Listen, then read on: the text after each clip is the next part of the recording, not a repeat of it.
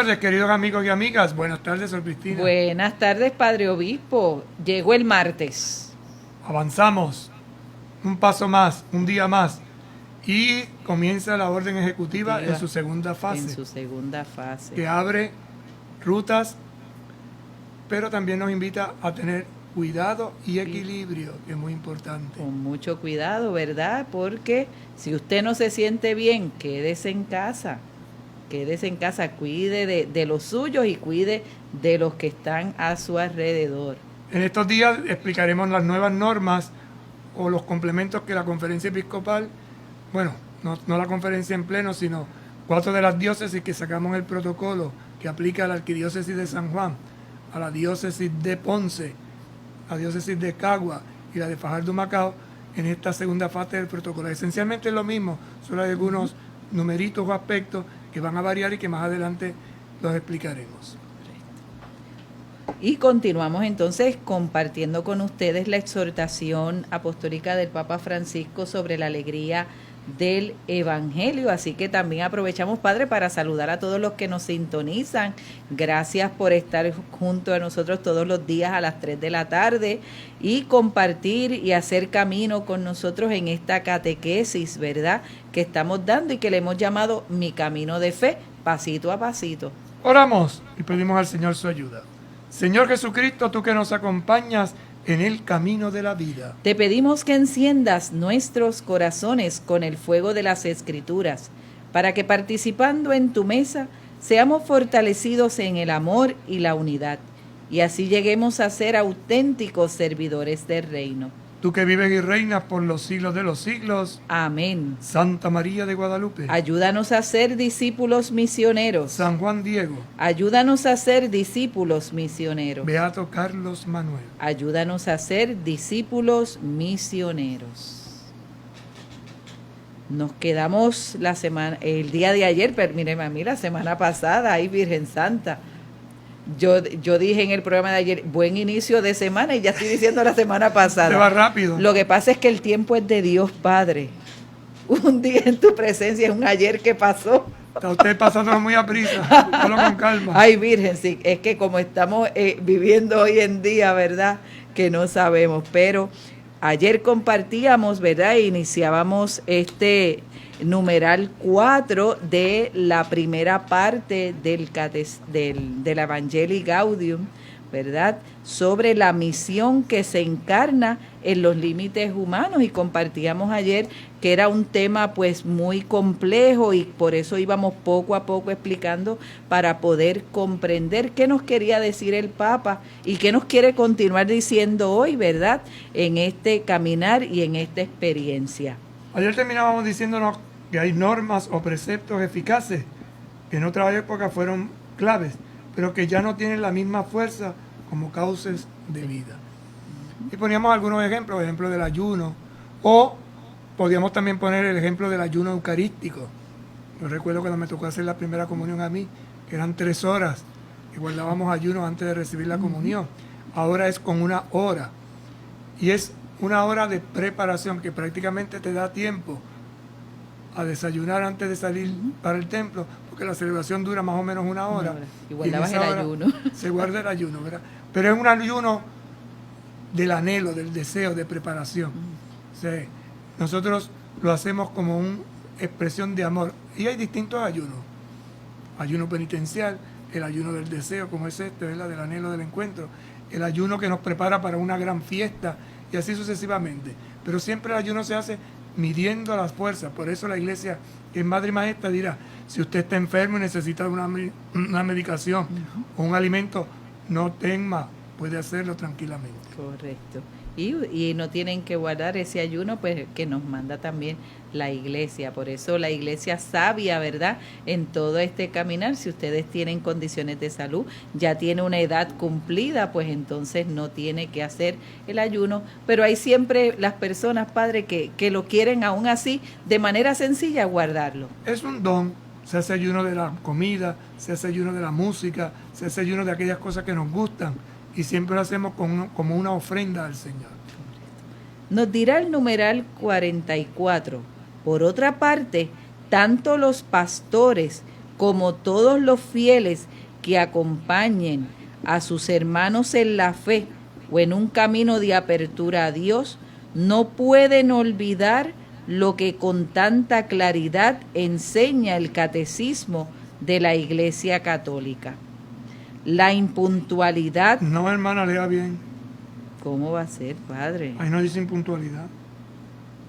Ah, verdad, es la imputabilidad. Es una palabra rara. Ajá, por eso fue que me equivoqué.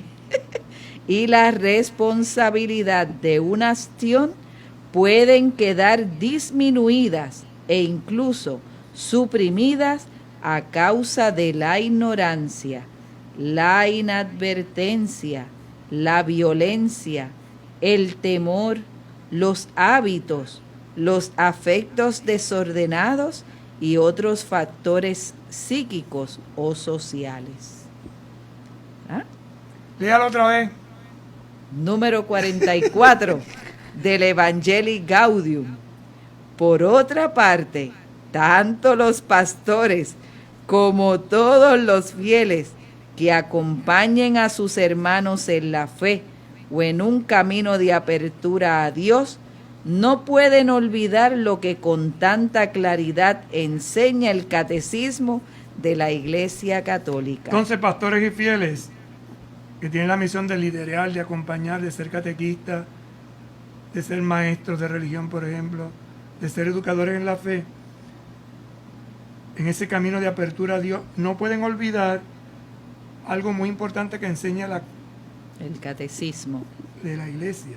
Y ahí es que viene esta palabra rarísima. La imputabilidad. Busquemos el diccionario a ver qué quiere decir esa palabra. Pues eso quiere decir la capacidad del ser humano para entender que su conducta lesiona los intereses de sus semejantes y para adecuar su actuación a esa comprensión. Capacidad del ser humano para entender que su conducta lesiona, es decir, hace daño a los intereses de los semejantes, es decir, no busca el bien común. Significa atribuir a alguien las consecuencias de su obra, por lo cual el acto debe ser realizado con discernimiento, intención y libertad. Así que por eso habla de esa palabra que suena rarísima, ¿no? No es muy común en nuestro lenguaje. Entonces son la capacidad de entender que mi conducta hace daño. Y la responsabilidad de una acción pueden quedar disminuidas e incluso suprimidas a causa de la ignorancia. Fíjate entonces lo que hace que un acto no sea tan grave. La ignorancia, la inadvertencia, la violencia, el temor, los hábitos, los afectos desordenados y otros factores psíquicos o sociales. Eso tiene que ver con la misericordia. ¿Qué quiere decir esto? Que un acto que yo realice, si no tengo la capacidad del conocimiento que debo tener, por ejemplo, a la edad, un niño, me voy a ir a un caso extremo, mata a otro. Un niño no tiene esa capacidad puede ser un accidente, le tiró una pedra y le rompió la cabeza, pero a consecuencia de eso vino la muerte. Un ejemplo, ¿verdad?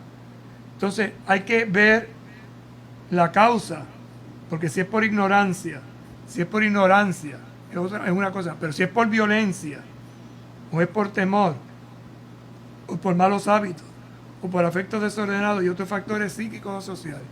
Así que esa gravedad la tenemos que medir en ese balance. Y esta cosa hay que tenerla bien presente, porque no es lo mismo un muchacho de 6 años, o uno que tiene 15, o uno que tiene 20, o uno que tiene 40. Incluso el que tiene 40, sí, su capacidad intelectual o mental no está bien, no está a la altura que se corre, pues tampoco. Correcto. Y esto es el medidor. Es, compadre, es como las masacres estas, ¿verdad?, que han ocurrido en las escuelas estas por estos jóvenes, que uno dice, pero ¿qué pasó ahí? ¿Qué está sucediendo en la vida de este joven que atenta contra otros y después a veces atentan contra sí mismo? O sea, es muy difícil. Muy compleja la situación. Sí. Y ahí la importancia de una buena educación.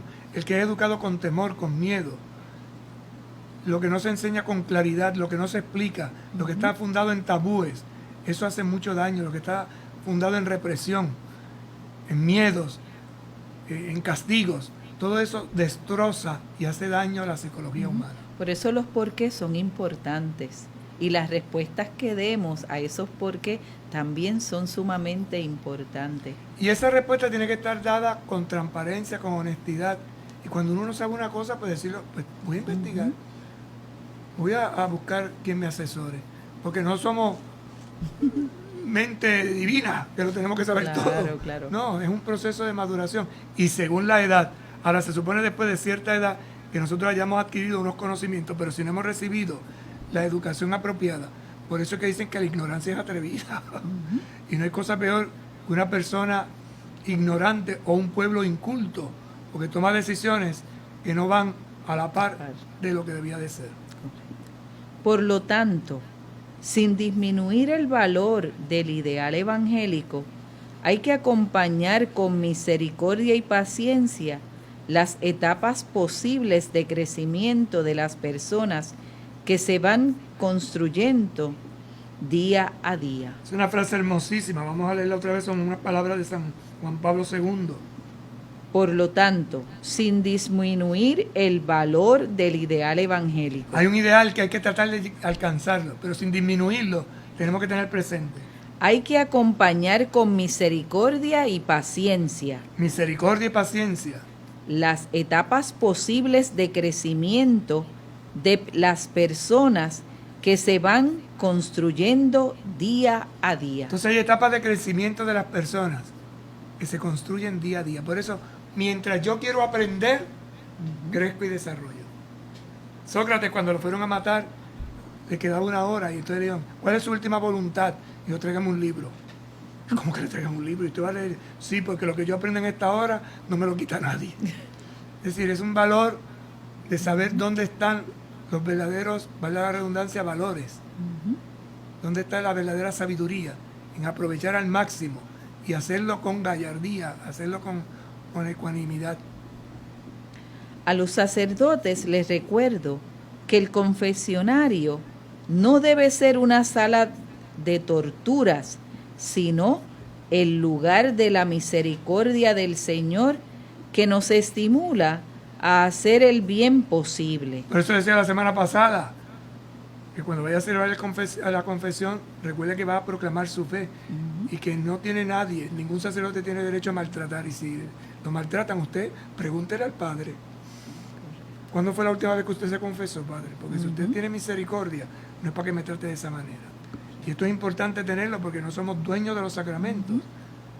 Somos cauce, puente de la misericordia de Dios para el mundo.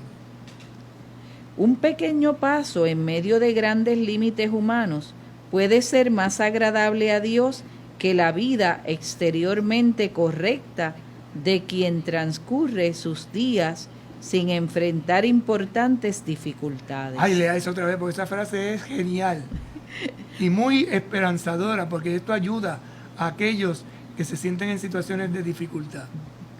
Un pequeño paso. Un pequeño paso, fíjate cómo dice, un pequeño paso. En medio de grandes límites humanos. Grandes límites humanos, pero doy un pequeño paso. Los alcohólicos anónimos lo hacen con una frase, solo por esta hora no voy a beber. Un pequeño paso. Puede ser más agradable a Dios. Puede ser más agradable a Dios que la vida exteriormente correcta de quien transcurre sus días sin enfrentar importantes dificultades. Aquel que nunca ha pecado, porque hay gente que se cree así, entonces hay gente que se cree que son inmunes al pecado y miran a los otros y siempre están criticando a los demás. Pues más le valía que pecara, porque si experimenta el pecado, la caída, Dios en esa dimensión le ayudará a hacer ¿qué? Misericordia. Porque cuando yo he experimentado el pecado en mí, me doy cuenta de que Dios tuvo misericordia de mí para que yo tenga misericordia de los demás. Y a veces somos muy crueles con los demás porque nos pensamos que somos mejores que los demás y juzgamos y condenamos. Eso no es cristianismo. A todos debe llegar el consuelo y el estímulo del amor salvífico de Dios, y que obra misteriosamente en cada persona, más allá de sus defectos y caídas. Dios actúa misteriosamente en cada persona, más allá de sus defectos y caídas. Cuentan de un capitán de barco que hablaba malo, que peleaba con los marinos, bueno, pero iba a misa todos los días. Hasta que un día un marino le dijo, pero venga acá, usted no va a misa todos los días, dale gracias a Dios. Porque si no fuera sería peor, te cortaría la cabeza. Es decir, que ¿a qué voy con esto? Que la Eucaristía no es para los santos, es para los pecadores. ¿Quién se abriga? El que tiene frío. ¿Quién se baña? El que está sucio. ¿Quién come? El que tiene hambre. ¿Quién se acerca a Dios? El pecador. Porque aquel que se cree que está como Dios no lo necesita, se aleja. El Papa Francisco dice, si tú no te sientes pecador, no vayas a misa. No hace falta, eres santo. ¿Verdad? ¿Para qué vas a ir? Eres santo, estás en los altares. Es más, quita aquella estatua y te ponemos una velita allí. Hay gente que decirle eso, porque es que siempre están pasando juicios de los demás. Siempre se creen superiores a los demás. Y eso no es ser cristiano. Es como el fariseo, ¿no? Te doy gracias porque no soy como los demás. Es más, como ese que está ahí atrás. Que ni reza, yo pago mi ofrenda, yo hago mis ayunos. Yo. Pero yo me olvidé de ti, Dios. Así que acompañar con misericordia y paciencia en las etapas del crecimiento de las personas son una aventura y son un reto. Por eso ser educador, ser maestro, ser madre, ser padre de familia es entender esto, que acompañas con misericordia y paciencia etapas de crecimiento. El numeral 45 nos dirá, vemos así que la tarea evangelizadora se mueve entre los límites del lenguaje y de las circunstancias. Así que hay una tarea evangelizadora que se encuentra con límites, y esos límites se dan entre el lenguaje y las circunstancias. El lenguaje dice una cosa, pero la circunstancia es otra. Entonces, ¿cómo busco una palabra? Y por eso el Papa inventa palabras. Primerear. ¿Qué es eso? Balconear. ¿Qué es eso? Son modismos, con lo cual está diciendo, Dios te ama primero. Y segundo, déjate estar balconeando, déjate estar averiguando, déjate estar mirando a los demás. Ponte a actuar. Actúa tú, como Dios ha actuado contigo. Primerea el amor. Procura siempre comunicar mejor la verdad del Evangelio en un contexto determinado, sin renunciar a la verdad, al bien, a la luz que pueda aportar cuando la perfección no es posible. Esta frase es genial. Lea otra vez, hermana, porque es hermosísima. Procura siempre comunicar mejor la verdad del Evangelio. Si procura siempre comunicar la verdad del Evangelio, procura por todos tus medios. Aunque te equivoques, pero procura. Tu intención es recta. Yo quiero anunciar esta buena noticia. En un contexto determinado. En un contexto determinado. ¿Cuál es ese contexto determinado? Tu medio ambiente, tu familia, tu trabajo, tu casa, tu gente, los tuyos.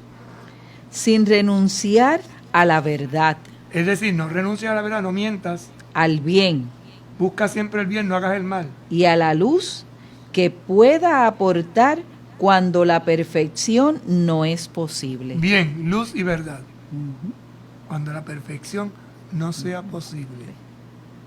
No quieras lo perfecto si te puedes quedar con lo bueno. El ideal es llegar a lo perfecto, pero aprende a esperar el momento oportuno. Da etapa o da la posibilidad de crecer, de desarrollar. Un corazón misionero sabe de esos límites y se hace débil con los débiles. ¿Y por qué? Porque él ha experimentado la salvación, porque ha experimentado la misericordia de Dios. Todo para todos. Todo para todos. Esto, ¿no le recuerda eso? ¿No le recuerda a usted algo de eso? Todo para todos. Los tres mosqueteros. Ah. Es de San Pablo, pero esa era la frase de los tres mosqueteros. Uno para todos y todos para uno. Los tres mosqueteros que eran 4. Uno dice, ¿y de dónde sacaron los mosqueteros eso? Pues de ahí, porque uno de ellos era cura. De los 4 mosqueteros, uno era cura. Todos para todos. Y esto ha sido una constante durante toda esta exhortación, Padre. Ese todos ha sido una constante del porque Papa. Porque es muy jesuita. Es de las enseñanzas grandes de San Ignacio de Loyola. Y el Papa lo insiste mucho. Por eso Los jesuitas se distinguen por ese diálogo con todos, para llegar a todos. Interesante ese todo, la universalidad. Uno para todos y todos para uno. Nunca se encierra, nunca se repliega en sus seguridades, nunca opta por la rigidez autodefensiva. O sea, no se encierra, rígido, no es flexible, danza según el viento. Sabe que él mismo tiene que crecer en la comprensión del Evangelio y en el discernimiento de los senderos del Espíritu, y entonces no renuncia al bien posible, aunque corre el riesgo de marcharse con el barro del camino. Ese es el misionero, aquel que es capaz de entender porque conoce sus límites y se hace débil con los débiles, todo para todo, porque él sabe que tiene que crecer en la comprensión del Evangelio, en el discernimiento de los senderos del Espíritu, y entonces no renuncia al bien posible, porque aunque corra el riesgo de mancharse con el barro del camino, como Jesús se enfangó los pies, se manchó, se mojó, pasó hambre, y porque caminó con el pueblo, porque lo acompañó con misericordia y paciencia en las diferentes etapas del crecimiento, pudo anunciar con alegría el reino de Dios. Se hizo uno entre todos. Por eso, todos para uno y uno para todos. Pausamos y regresamos ahorita. Con un paso de fe a Cristo verás, con un paso de fe a Cristo verás, con un paso de fe a Cristo verás, con un paso de fe a Cristo verás. ¡Los cuatro! No verás las montañas, caminas sobre agua, caminas sobre fuego.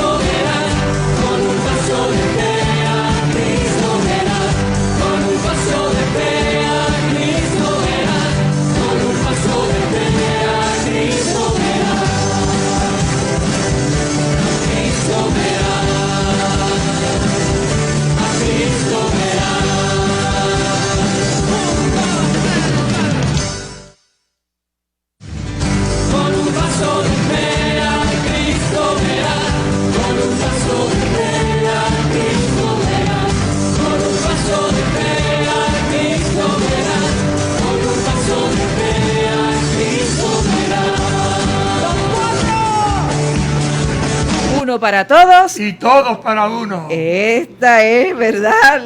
La frase de esta hora, de esta segunda parte de este programa. Aquí de vemos hoy. 3 mosqueteros y el cuarto está en la casa. El cuarto está en la casa. Escuchándonos por la radio. Así que anímese. en esta idea de continuar, porque este evangelio viene para todos, esta iglesia en salida viene para todos, esta alegría de anunciar el evangelio viene para todos y para todas, no para una porción, sino el Papa es un Papa que incluye a todos en esta experiencia y nos invita y nos hace hacer memoria de una iglesia en salida, retomar todo lo que es una iglesia misionera. Como muy bien Padre Obispo nos ha dicho en unos momentos dados, la iglesia no tiene una misión, sino que la misión tiene una iglesia, que somos todos y cada uno de nosotros. Y por eso la iglesia es comparada con una madre de corazón abierto, que es el acápite de esta quinta parte de la primera parte. La iglesia en salida es una iglesia con las puertas abiertas. Salir hacia los demás para llegar a las periferias humanas no implica correr hacia el mundo sin rumbo y sin sentido. Este número quinto viene a ser como una síntesis de las ideas que se han presentado a lo largo de este primer capítulo. Por eso nos dice, iglesia en salida es una iglesia de puertas abiertas. Salir hacia los demás para llegar a las periferias humanas no implica correr hacia el mundo sin rumbo y sin sentido. No es una cuestión de salir corriendo a lo loco. No. Tú tienes su objetivo.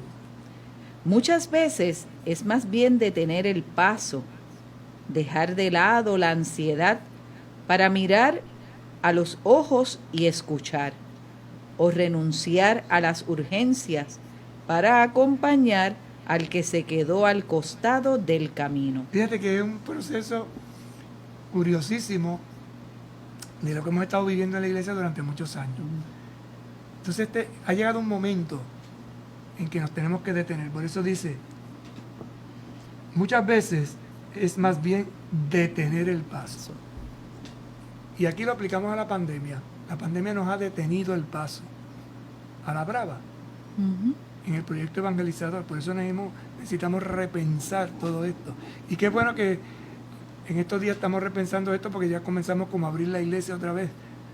No abrir la iglesia, sino los templos. A ir retomando poquito a poco las actividades. Entonces, detener el paso. Dejar de lado la ansiedad, porque la ansiedad nos mata. ¿Y por qué? Porque cuando uno está ansioso, uno está tranquilo y se mueve. Y dice, dejar de lado la ansiedad para mirar a los ojos y escuchar. Que es lo que hemos estado haciendo en las familias estos días, ¿no? Te has tenido que detener en tu casa. Ese corre. Y mirar a tus hijos, mirar a tu esposa, mirar a tu esposo, mirar tu casita. Y a lo mejor darte cuenta, esta casa hay que pintarla. O esta cosa hay que arreglarla. O cuánto ha crecido este muchacho y esta muchacha. Oye, piensa de forma diferente. Yo a veces me río porque a veces la gente dice, ay, te trae un regalito a una muchachita, una visita a una familia, ¿no? Entonces, ha pasado como un tiempo que uno lo visita y resulta que el niño ya tiene 15 años y uno viene con el niño que tenía 7. Y le trae un regalo y dice, oh, creció. Esto no le va a servir. Le trae una polocher y resulta que la trae para un niño de 7 y ella tiene 15. Sí. Así nos ha pasado muchas veces en algunas ocasiones, ¿no? Entonces, para mirar a los ojos y escuchar. O renunciar a las urgencias para acompañar al que se quedó al costado del camino. Porque hubo una frase durante un tiempo, si no sigue, te dejo y sigo andando. Ahora el Papa nos dice, no, detente, no corra. Ve al ritmo de aquel que está a tu lado, no lo dejes solo. Porque más vale ir todos juntos que unos adelante y otros atrás. Y tenemos que ir al ritmo del más débil, del más no vulnerable, del más frágil. Me impresionó muchísimo la homilía del Papa Francisco el jueves de Corpus, cuando el Papa decía que Jesús ha querido quedarse en la fragilidad de una hostia. Cuando yo oí la frase, yo dije, qué curioso. Qué curioso. La palabra hostia, una palabra latina que significa víctima. Víctima. En la fragilidad de una víctima, si lo cogemos literalmente. Pero vayamos al hecho, ¿qué es una hostia? ¿Qué llamamos nosotros hostia? Al pan que se hace oblata, se hace ofrenda y se ha de convertir en la víctima que se va a ofrecer. Y si tú te das cuenta, y usted, hermana Dominica, y seguro que alguna vez a lo mejor ha podido ayudar a las hermanas en la preparación de las hostias, es decir, de ese pan que se va a hacer ofrenda, oblata, en la Eucaristía. Es un pan bien frágil, bien frágil. No oblea. Es una cosa bien sencillita. Y entonces, cuando el Papa dijo esa frase, yo automáticamente como que hice clic. Y dije, pero es verdad, nosotros ministros del altar que estamos acostumbrados a partir, a fraccionar, pues sabemos lo frágil que es y a veces tenemos que tener cuidado porque se nos parte de cualquier forma. Correcto. Incluso a veces cuando se parte hace clac. Clac. Y quien ha aprendido a meditar y a reflexionar sobre la fragilidad de la hostia, del pan consagrado, en ese clac, ve todo un misterio. Y te lo digo esto porque de estas cosas que han salido estos días en estas noticias, pues en el periódico La Razón, es un periódico español, hay un comentario que leí así rapidito, me quedo con lo esencial, que estaban haciendo una entrevista a dos muchachos de en qué parte de la misa ellos percibían el momento más especial. Y unos decían que en la lectura, otros decían que en la comunión, otros decían que en la explicación del Padre. Y le preguntan a una muchacha, y ella dice, cuando el Padre parte. Y es curioso, porque trajo a la memoria la misma frase que había dicho el Papa, y son dos artículos totalmente distintos. En la fragilidad. Pero entonces cuando uno se pone a pensar cómo se prepara ese pan, esa oblea, el proceso que lleva desde que nace la espiga, crece, se desarrolla, madura, se cae la espiga, se sacan los granos, se muelen, se trituran, se ciñen, y todo ese proceso que se convierte en harina. Y entonces como esa harina hay que echarle agua y hay que empezar a amasarla y eso se pone durísimo. Y entonces se le echa un poquito de aceite y todo ese proceso. Y al final se convierte en esa oblea. Pero es frágil. Y eso es lo que el Señor ha querido hacer con nosotros, porque entonces uno lo compara con la creación. Y te sale una reflexión un tanto mística, espiritual, que tú dices, wow, en un simple gesto, en un clac, se ven tantas cosas. Y esto estamos tan acostumbrados a ver, lo que hace falta detenerse, mirarlo y escucharlo. Y no tener prisa. Por eso hay que aprender a ir a la Eucaristía sin prisa y contemplar, porque la Eucaristía, la belleza de la Eucaristía, para el que asiste, participa en ella, es la contemplación, los signos. Por eso es que los ministros tenemos que hacer los signos no simplemente rituales, sino lo que significa. Y entonces aquel que tiene fe se los lleva y después los medita, los reflexiona, y entonces se entiende todo esto.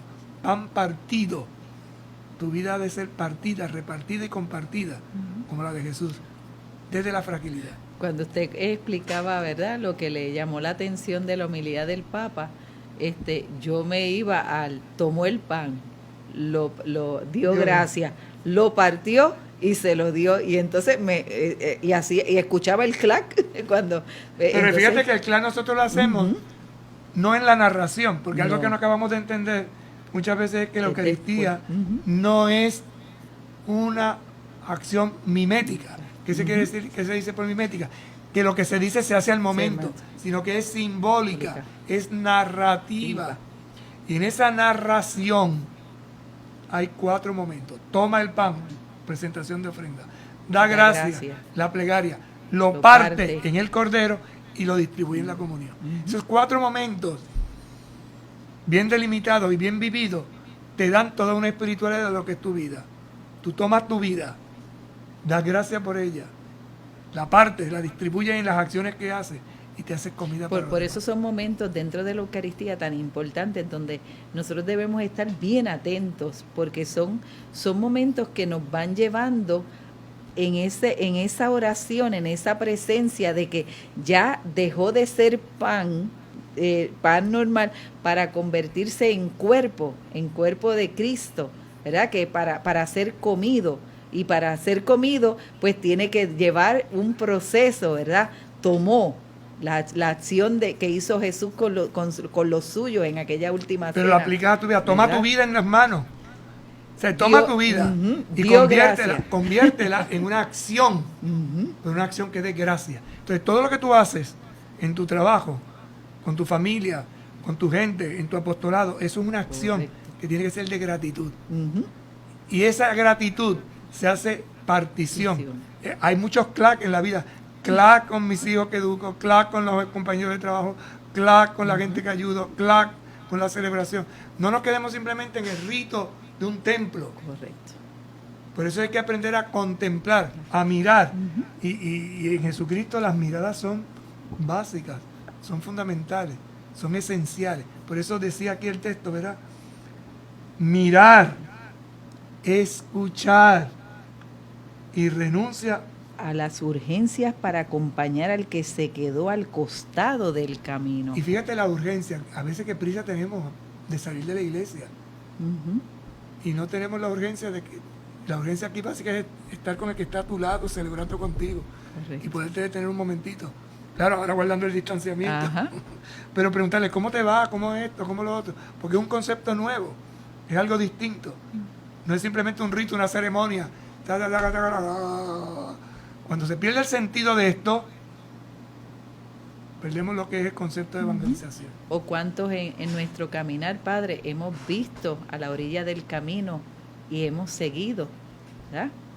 Como el publicano. Muy religioso, como el cuento del samaritano, ¿no? Ujú. El sacerdote, que era de los santos, y que estaba bien porque lo que hizo el sacerdote no estaba mal. O sea, él no podía tocarlo, pero se fue a la ley nada más, se olvidó del Correcto. espíritu. Y el levita lo mismo. El único que se acordó era el samaritano. Después este está tirado aquí, yo no puedo dejar tirado aquí, yo tengo que hacer algo. Entonces, ¿quién resuelve? El que está embarrado, el que es pecador. Es que esta es la clave. Mientras no nos sintamos, como decía aquí ahorita, cercanos, Cercanos. mientras no nos sintamos acompañando a la gente, mientras no nos sintamos de verdad experimentando nuestros límites para ayudar al que está en su límite, no entendemos. Lo que pasa es, Padre, que si solamente vemos y no miramos, ¿verdad? Pues nos pasa como este texto bíblico. Aquel sacerdote, aquel levita, simplemente vieron Y dio la vuelta, y siguieron. o sea, el otro lo miró. Ujú. Pero el que se detuvo, miró, fijó su mirada. Por eso pudo tener esa compasión. Y no solamente lo miró, sino que lo cargó, lo llevó a una posada, una hospedería, y le dice a aquella persona de la hospedería, mira, y si tienes que gastar algo más, y yo te lo pagaré después. Pero esto tal vez no tenga tanta importancia, simplemente el hecho de mirar, ¿verdad? Lo que ¿Sabes que usted... por la mirada, así como David tuvo una mirada de pecado, este tuvo una mirada de compasión, de solidaridad. Y la de mirada caridad. es lo que salva. Por eso ese canto que a veces se entona, una mirada de amor, Ujú, es la que una puede mirada salvar al pecador. pecador. Discernir, detener, mirar, escuchar, urgencias, acompañar Dañar. a aquel que se queda al costado del camino, al costado del tirado allí, ¿no? Ujú. A veces es como el padre del hijo pródigo, que se queda con las puertas abiertas para que cuando regrese pueda entrar Sin dificultad. Qué Qué hermoso, lindo. ¿no? Ujú. Es otra visión, es otra mirada. Muchas veces resaltamos más al hijo pródigo, al hijo perdido. La parábola no es del hijo pródigo, la parábola es del buen padre. Ahí tienes una enseñanza, dicha de una manera, releída en una clave actual, nueva, diferente. La iglesia está llamada a ser siempre la casa abierta del Padre. Siempre, siempre. Uno de los signos concretos de esa apertura es tener templos con las puertas abiertas en todas partes. Algo que el Papa está insistiendo, ¿verdad? ¿Cómo lograrlo? ¿Cómo aplicarlo? Todavía esto no nos ha llegado al corazón. En algunos lugares ya se empieza a hacer la experiencia, pero todavía tenemos el miedo a que nos roben, que nos quiten, cuando debe ser un espacio abierto.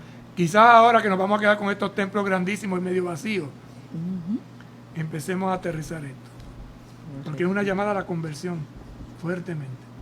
De ese modo, si alguien quiere seguir una moción del Espíritu y se acerca buscando a Dios, no se encontrará con la frialdad de unas puertas cerradas. Fíjate lo que es la simbología, ¿no? Una puerta cerrada te dice, detente, no pases. La abierta te invita a entrar. Cuando yo era más joven, Nunca me olvido. seminarista, me encantaba. Yo estuve mis primeros años de formación los hice en España y me gustaba hacer montañismo. Íbamos por la Sierra del Guadarrama, en la Sierra de Madrid, y en el verano pues nos íbamos a los picos de Europa. Y es interesante encontrar en estos parajes de la montaña unas pequeñas capillas que sirven de refugio para el peregrino o para el montañero que pasa la noche, y siempre estaban abiertas. Es interesante, ¿no? Y abiertas, ¿en qué sentido? En que no tenían candado, es decir, que aunque hubiera puerta, tú entrabas, porque como el frío en las madrugadas es muy fuerte, pues entonces se resguarda. Entonces es una experiencia muy bonita porque a veces llegabas y estabas tú solo o con el compañero que iba, pero a veces llegabas y te encontrabas con 2 o 3. Entonces empiezan las historias y a contar. Y entonces es interesante porque en la montaña se experimenta a Dios de otra manera. Aquí en Puerto Rico esto no lo tenemos no lo practicamos tanto. El clima no nos favorece, pero a las personas que les gusta hacer turismo interno, que les gusta caminar y se pasan por los montes, por ejemplo, les gusta ir al Yunque o esto por San Lorenzo, las cuevas, todo esto. Pero es una experiencia muy bonita de aquel que camina solo un tramo, pero después se encuentra con otros en el camino y se unen y se cuentan anécdotas muy bonitas. Aquí en Puerto Rico, últimamente, sobre todo estos últimos años, hay muchos que han ido a participar del Camino de Santiago. Es una experiencia muy bonita que si usted es joven o no tan joven y quiere hacerla, hay distintos caminos y se hacen distintos tramos. Pero es una experiencia que marca la vida.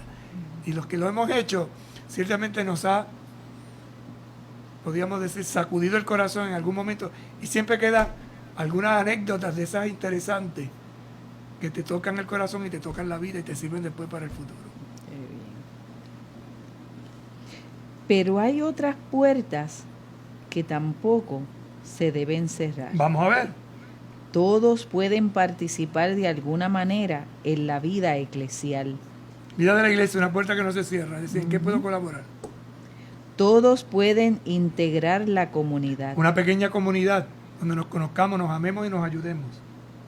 Y tampoco las puertas de los sacramentos deberían cerrarse por una razón cualquiera. Los sacramentos son puertas y por eso aquí el Papa ha insistido muchísimo, porque algunos ministros de la iglesia hemos tenido una doctrina demasiado rígida, demasiadas exigencias para celebrar los sacramentos, y los sacramentos son de iniciación, de celebración. Miren lo que va a decir.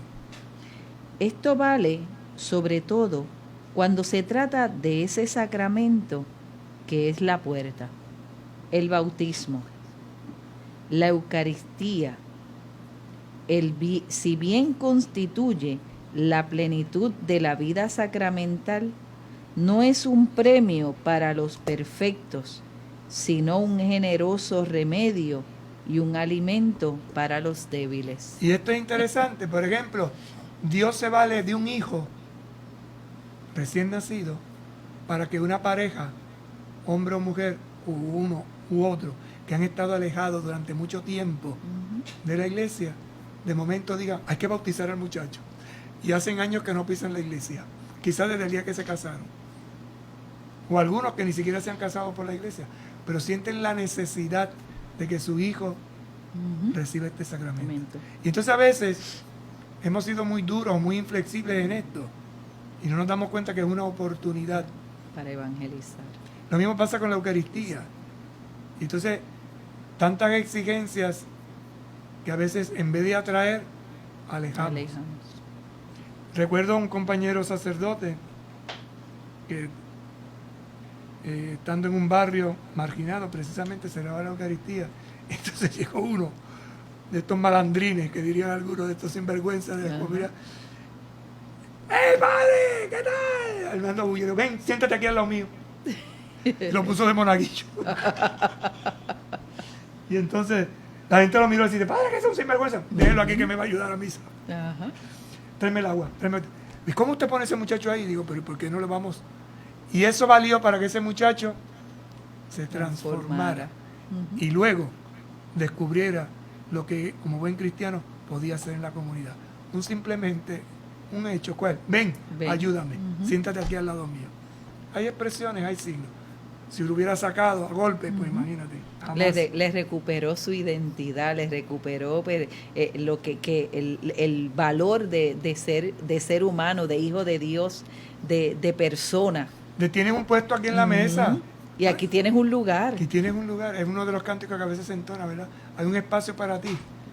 En El Salvador cantan un cántico muy bonito que dice, vengan todos al banquete, a la fiesta de la creación, cada uno con su taburete, cada uno trae su sillita. Pues ahí hay sillitas para todo el mundo, venga, siéntese aquí, que la mesa es para todos. Estas convicciones también tienen consecuencias pastorales que estamos llamados a considerar con prudencia y audacia. Eso quiere decir que necesitamos tener una visión y hay que hacerlo con prudencia, pero con audacia. O sea, no hay que temer innovaciones. A menudo nos comportamos como controladores de la gracia y no como facilitadores. Esta es una frase tremenda. Mira, te confesaste. Mira, hiciste esto, hiciste lo otro. Controlándole la vida a los demás. Deje que la gracia de Dios actúe. Facilitemos. ¿Quieres venir conmigo? Vente, yo te llevo, yo te traigo. Muchacho, qué milagro. Hoy se cae el techo Hay que del hacer una cruz en el templo. piso. Sí, muchacho, pero ¿dónde tú estabas metido, verdad? Y Yo cuando entonces la esa gente- persona que viene con un entusiasmo, con una nueva visión, con una nueva expectativa, pues como que se tranca, se paraliza. Ay, Y a no, veces yo con no picardía voy. cuando la gente dice, padre, hace tiempo que no vengo a la iglesia. Y yo, ¿estás de vacaciones? Pues las vacaciones se acaban, ¿sabes? Ajá. Hay una oportunidad, vuelve al trabajo. Pero la iglesia no es una aduana, es la casa paterna donde hay lugar para cada uno con su vida a cuesta. Todos a una y uno para todos. todos. Todos para uno y uno para todos. La iglesia no es Una aduana. una controladora, todo lo contrario, es una casa paterna. Esta es una frase que nosotros utilizamos mucho en Puerto Rico. La gente se casa y dice, voy para mi casa, están casados ya, dice, voy para mi y esta no es tu casa, no, voy para mi casa. Mi casa es La casa de mi referencia de papá. De mi papá. Interesante, ¿no? Sí. Por eso dice la casa paterna, punto de referencia, de comunión profunda. Si la iglesia entera asume ese dinamismo misionero, debe llegar a todos, sin excepciones. Pero, ¿a quiénes debería privilegiar? Cuando uno lee el Evangelio, se encuentra con una orientación contundente, no tanto a los amigos y vecinos ricos, sino sobre todo a los pobres y enfermos, a esos que suelen ser despreciados y olvidados, a aquellos que no tienen con qué recompensarte. La lista de Jesús es muy distinta a la nuestra. Nosotros buscamos a los privilegiados, ¿verdad? El Evangelio es más práctico, ¿no? No busques amigos y vecinos ricos, sino sobre todo a los pobres, y a los enfermos, a los despreciados y olvidados, a aquellos que no tienen con qué recompensarte, que no te pueden dar las gracias, no te pueden devolver. No deben quedar dudas ni caben explicaciones que debiliten este mensaje tan claro. Hoy y siempre, los pobres son los destinatarios privilegiados del Evangelio. Hoy y siempre, no era ayer nada más, hoy y siempre. Y la evangelización dirigida gratuitamente a ellos es signo del reino que Jesús vino a traer. Hay que decir sin vueltas que existe un vínculo inseparable entre nuestra fe y los pobres. Nunca los dejemos solos. Nunca los dejemos solos. Por eso la evangelización toca esta fibra. El pobre, el necesitado, el abandonado, el vulnerable. Y vamos cerrando este número, porque ya empezaremos mañana, si Dios quiere, el segundo capítulo.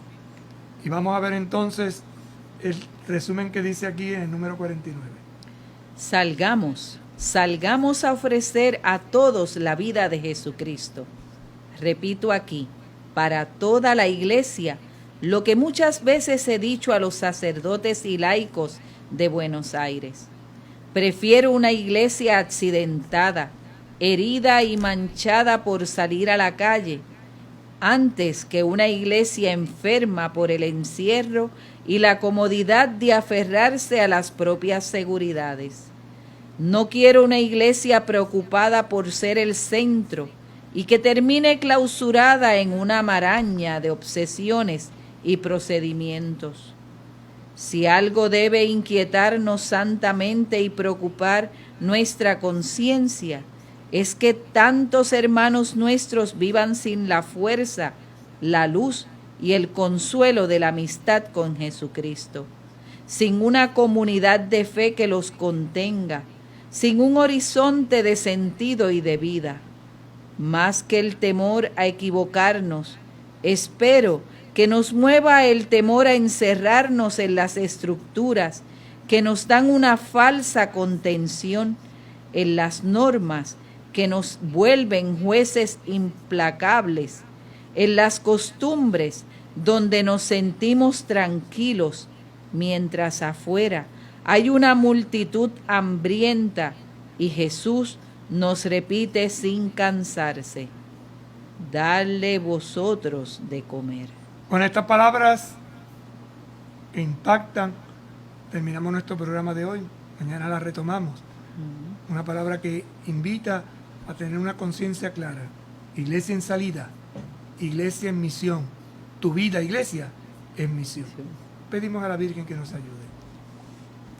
Oh María, tú resplandeces siempre en nuestro camino como signo de salvación y de esperanza.